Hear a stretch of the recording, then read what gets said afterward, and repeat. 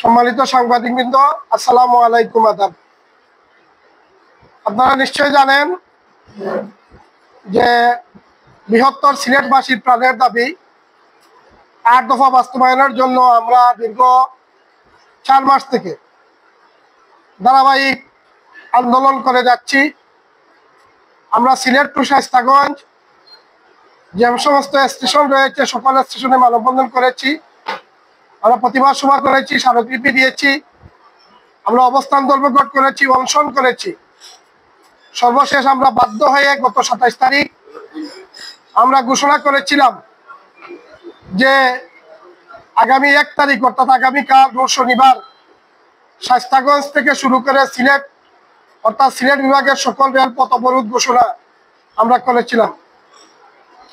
তাই আগামীকালকের এই অবরোধ কর্মসূচিকে সামনে রেখে আমরা সার্বিক বিষয়ে আপনাদেরকে অবগত করার জন্য আজকে আপনাদেরকে আহ্বান করেছি।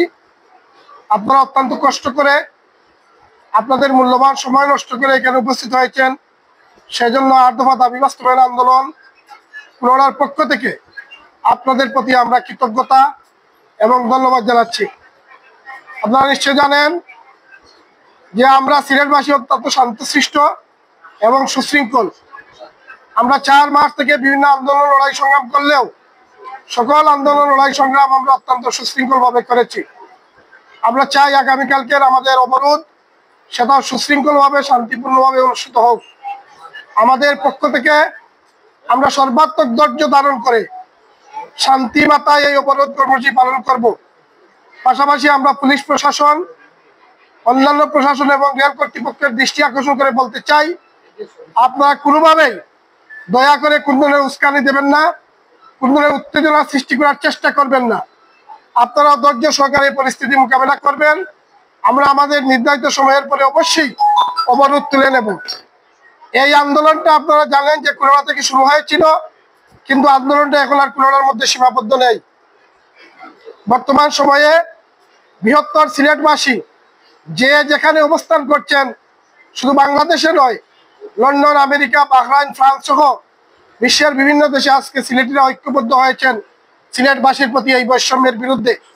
সিলেটের মানুষ আজকে ঐক্যবদ্ধ হয়েছেন যে সিলেটের তেল, সিলেটের গ্যাস, সিলেটের চা পাতা, সিলেটের চুনাপাথর, সিলেটের সম্পদ, সিলেটের রেমিটেন্স এগুলো দিয়ে বাংলাদেশের অর্থনীতির চাকা ঘুরে অর্থসহ সিলেটকে উন্নয়ন থেকে বঞ্চিত রাখা হয়। আমরা সিলেটবাসী অনেক ধৈর্য ধারণ করেছি, আমাদের পিঠ দেয়ালে লেগে গেছে।